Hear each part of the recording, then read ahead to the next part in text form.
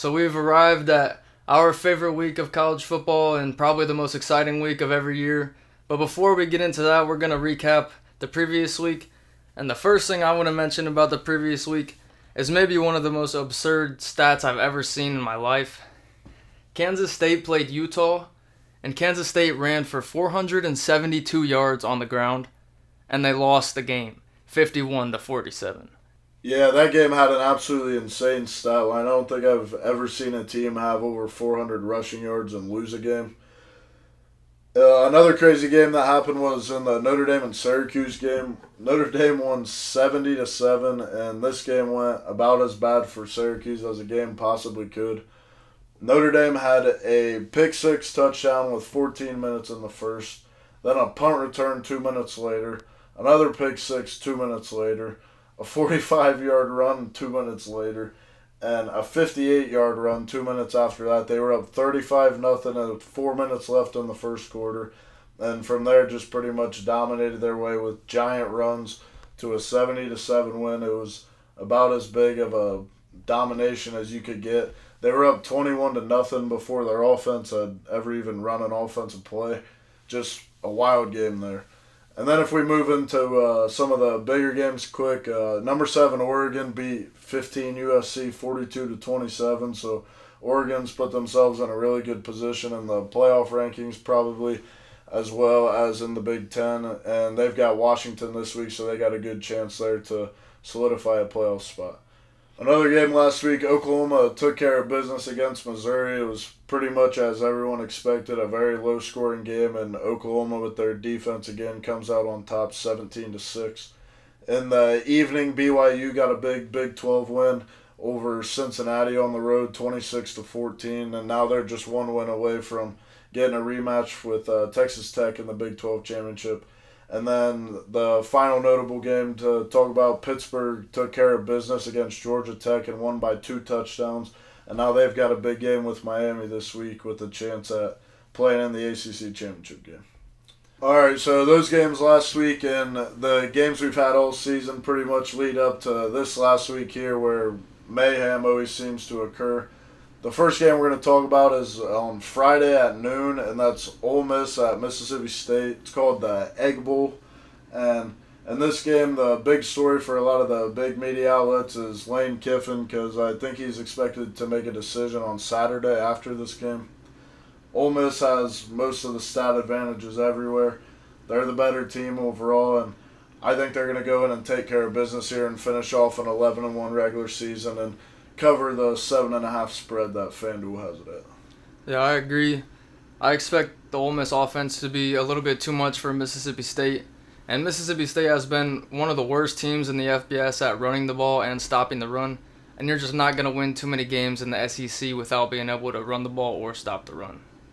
The next game on our list is another Friday game. This one's at 3:30 in the afternoon, and it's 10-1 Georgia playing 9-2 Georgia Tech. This game's in Atlanta now at Mercedes-Benz Stadium instead of at Georgia Tech, so kind of disappointing. Georgia Tech takes a little money and gives up a home game, but in the end it should still be a decent matchup. Georgia's got a lot of stat advantages here. Sometimes you can kind of throw those out the window in a rivalry game, but I think Kirby and the fellas will take care of business here, and I got them winning about 42-21. Georgia Tech's defense has been very vulnerable and pretty much every way this season, so I think the Dogs are going to handle business and cover the 13.5 point spread. Yeah, Georgia Tech hasn't been able to stop anybody's offense recently, and I think that's going to continue in this one. Georgia's defense has the talent to shut down Haynes King and the Georgia Tech offense, and I think Georgia's going to win and cover the 13.5 points. Another game on our list is Friday night at 7:30, and this one could have some pretty big playoff implications if one team does the job. Texas A&M heads to Texas, and the Texas A&M passing game should be a big factor here if Marcel Reed can be efficient with the ball. They've been 24th in passing yards this season, and Texas has given up quite a few passing yards in some recent games, so there is opportunities there for Texas A&M to go in and control the game, but Marcel Reed has shown to be turnover prone at times this season, and Texas is number 11 in the country in turnover margin. So I see things getting a little weird down there. and Texas forcing some turnovers. And I think the best bet in this game would be to take Texas money line. Yeah, I see this game as a similar situation to Texas versus Georgia a few weeks ago. I think the more physical team will win, just like I did in that other game, and I think that will be Texas A&M. And I'm going to take Texas A&M to win and cover the 2.5 points and finish their undefeated season. Yeah, that would be impressive for Mike Elko and A&M to go undefeated and solidify themselves in the SEC championship game. The next game we've got on our list is a Saturday game then at noon here, and it's Miami at Pittsburgh. This is a big ACC matchup. Pittsburgh had an impressive game against Georgia Tech last week. This is looking like it's going to be a very high-scoring game. Both teams have had pretty good offenses all season. They've had some ups and downs here and there, so really either team could probably pull away, but I think it's going to stay somewhat in range, more due to it being at Pittsburgh. The FanDuel line is -6.5 in favor of Miami right now, and I see them covering that one and winning about 42-28. Yeah, I like Miami's defensive line in this matchup. I expect them to shut down the run of Pittsburgh, which hasn't really been anything this season. And I expect them to force a few mistakes out of Pittsburgh's young freshman quarterback. I think Pitt will give Miami everything they have, but they will fall short. And this appears to be a super exciting game with a bunch of points. And with the ACC championship and playoff hopes on the line for both squads, I still see Miami winning the game and covering the 6.5 though.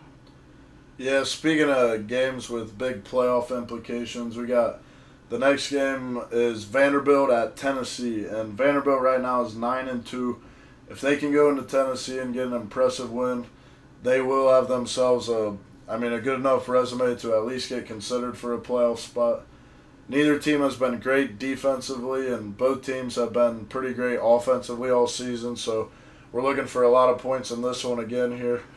I think the way teams play at Neyland Stadium, it gets a tough place to play. Heupel's always got his guys ready to go, and this could be a good win for them to finish it off, and they've got the opportunity to crush any hopes that Vanderbilt has of being a playoff team. So I see Tennessee winning a very high-scoring, exciting game against Pavia and Vanderbilt and covering the 2.5 points. Yeah, this looks to be a big shootout through the air. If you look at the passing defense for both of these teams, they're both in the hundreds ranked nationally. So it's not great passing defense. I think, like I said, there will be a lot of points, especially through the air. But Vanderbilt has their playoff hopes alive still, and Tennessee has a chance to play spoiler in this situation. And I think this is a big opportunity for Pavia to make his Heisman statement. And Pavia is one of those guys that you want leading your team in a rivalry game like this, and I think Vanderbilt will get it done and win the game. And now we move into the two games that typically end up some of the best games of the college football season. The first one we're going to talk about is Saturday night, and that's the Iron Bowl with Alabama heading to Auburn. Bama's sitting at 9-2 right now, and Auburn's 5-6. But this type of game, if you look at recent history, when Bama goes to Jordan-Hare, there's really it doesn't matter what the records are. Things just seem to get weird, and this, to me, I've got the feeling that things could get weird again this season. Deuce Knight comes in playing quarterback for Auburn in this game, and he's a multi-threat quarterback that he's coming in with not a lot of film on him this season, and that's the type of guy that can definitely be extra dangerous in this game. Auburn can force turnovers. They're top 15 this season in turnover margin, and if they can get the crowd into the game early and maybe Ty Simpson throws an interception or two, that's the exact type of way where this thing gets weird. I think this is exactly the setup for it this year. With the interim coach in right now at Auburn, that's another factor that just adds to the night game craziness there. So I see Auburn coming out in a very close game and probably a crazy finish, about 20-18, and covering the 5.5 points. Yeah, like you said, Auburn. There's a lot of unpredictability with Auburn right now with the interim head coach and then Deuce Knight coming in.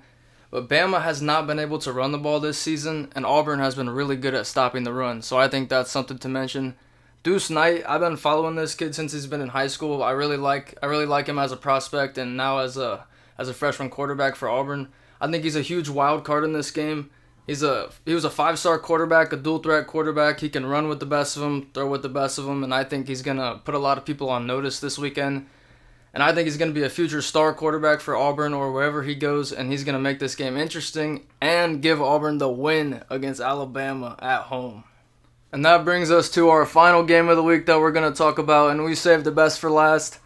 This is usually my favorite game to watch because I really don't have a side in this game, but I get to see both sides get super heated about this one, and it's just pure entertainment every year. Where you know what game I'm talking about. Ohio State goes to Michigan.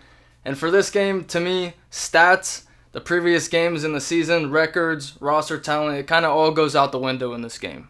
Yeah, 100%. Very similar to the Iron Bowl. If you look at the records and the matchups throughout the year, it's pretty irrelevant. Both teams are trying to show up with their best game in this game every year. And we all know as of recent, Ohio State has failed to do that. Michigan has come in. They've taken this game much more seriously.